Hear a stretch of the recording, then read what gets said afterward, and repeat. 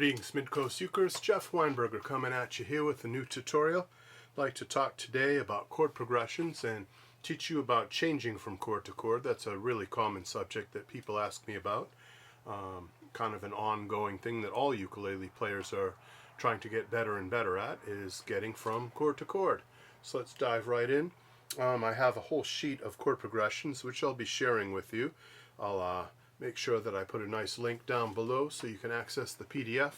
But these chord progressions are chords that go together.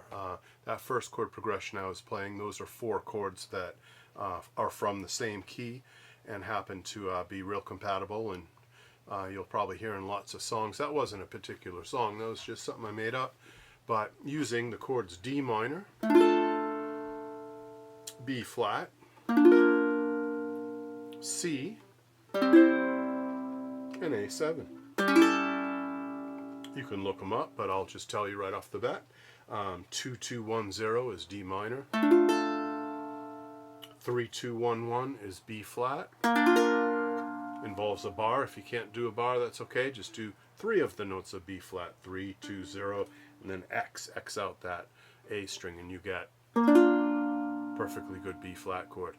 You can include the A string open sometimes if you like. That gives you a B flat major 7. That's different from B flat, but in some cases it's totally compatible. In fact, in this case it's pretty compatible, so don't worry if you can't bar.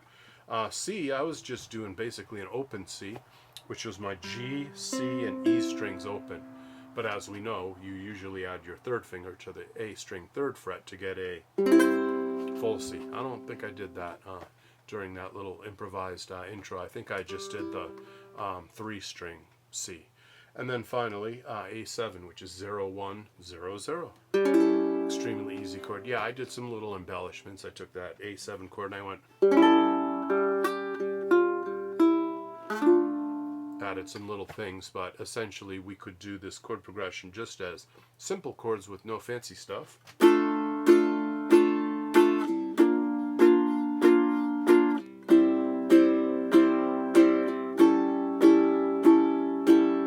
And just simple quarter note down strums if you prefer. You could do down and up.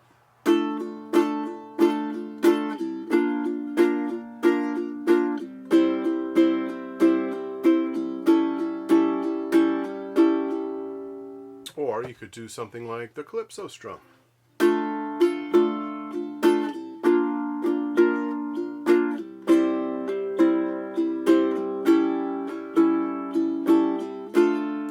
Possibilities. Alright, second chord progression to work on our chord changes is G to E minor to C to D. Those 4 chords work together real nice. G, E minor, which you just add your pinky to the 4th fret of your C string and you get E minor. Then you got C, and you got D. And this is that typical kind of 50s rock, doo-wop kind of progression. Or it can be done in an up-tempo way like Crocodile Rock by Elton John, that sort of thing.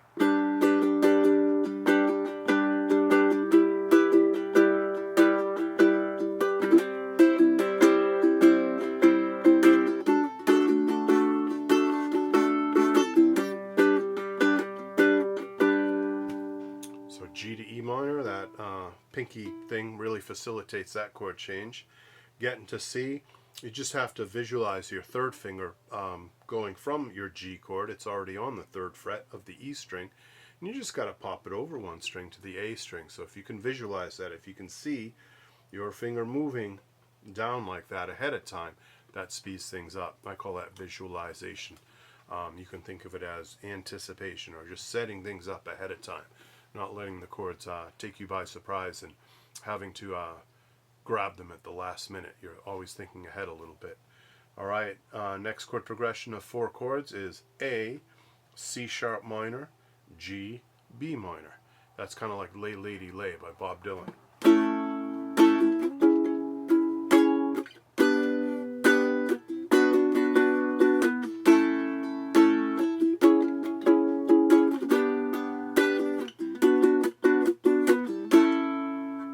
A is 2-1-0-0.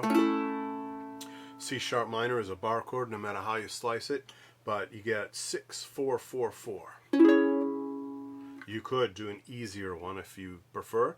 Just don't use your G string at all and bar across only 3 strings, and you get X 4 4 4. It's a nice little C sharp minor. G, you can do it as a regular open G like we all know and love, or as I was doing earlier, a bar chord, which would be 4 2 3 2. Highly recommend you get into that G at some point. It's a really rich chord voicing. This one's good too, just different. And then finally I did B minor, which is 4 2 2 2. Or if you can't do all of that, maybe just do the bar, do X 2 2 2. Perfectly good little B minor chord.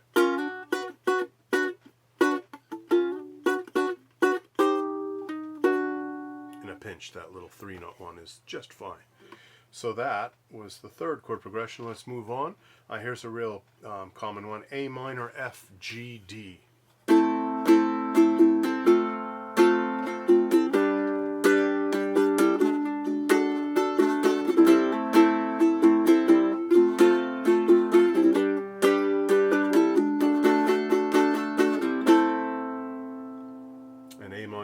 The trick there is you only have to put your first finger down on the E string's first fret. You don't have to lift your whole hand off of your A minor and bring it all the way back for F. You just stay on A minor and plop down one finger. That makes for a smoother chord change. It's a better sound and it's easier, physically easier.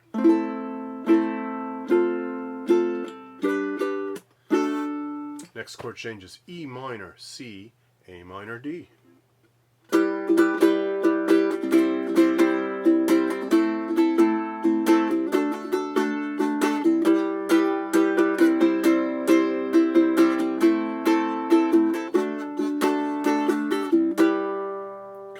Me of some 80s pop tune by The Cure or somebody like that. But E minor is 0 4 3 2. That is the open chord version. You could do a fully fretted one of 4 4 3 2 if you prefer, slightly different sound.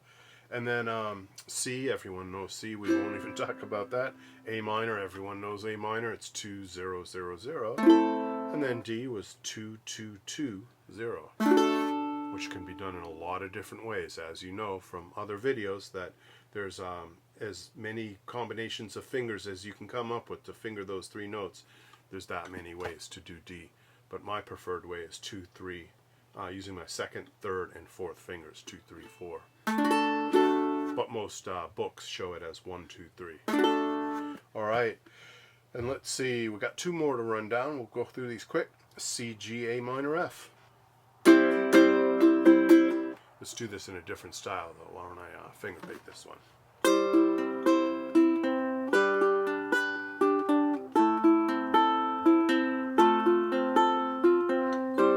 Probably recognize that right off the bat. That's the epic pop chord progression. That's the Let It Be. No Woman, No Cry, Don't Stop Believin', Can You Feel the Love Tonight, etc., etc. Millions of songs use this particular progression. C, G, A minor, F, Wagon Wheel being yet another song. This is probably the most common 4-chord progression of all. One thing you can do yourself a favor at is that A minor to F part of it. Again, your first finger just plopping down to play F, not lifting off of your A minor and having to come back, but just minimum of motion. And finally, D minor, G minor, A7, D minor. Let's see what that sounds like. We'll do this in 3 4.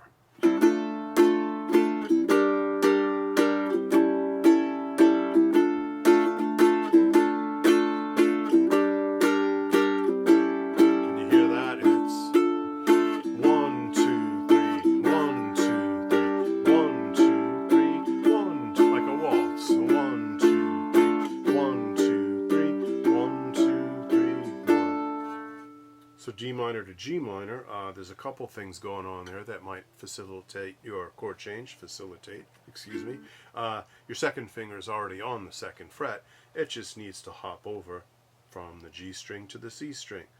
Your 1st finger is already on the 1st fret. It just needs to hop over from the E string to the A string.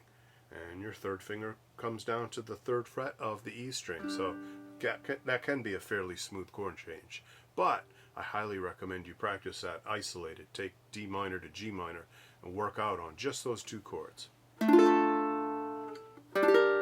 By the way, those are in Those Were the Days. That's a song that we do that uses that chord change. Possibly California Dreamin' too. Shady Grove, I do believe Shady Grove might have those chords in it too. And then G minor to A7, that's not a big deal. You just basically leave G minor, but have your first finger come, it's already on the 1st fret, and have it come from the A string to the C string. So it just kind of hops over.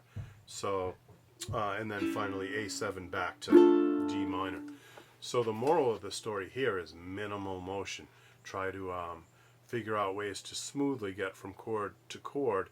And if you have to break down a 4-chord progression into separate components, there's no shame in that. You should do that.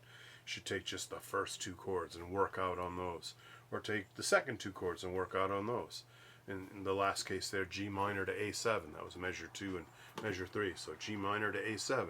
Over and over.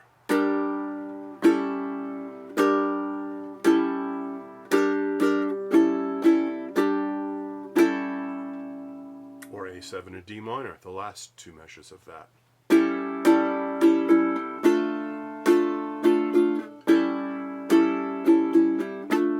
Break it down to 1 strum a piece so that you're not worrying about rhythm, you're only worrying about moving your left hand fingers.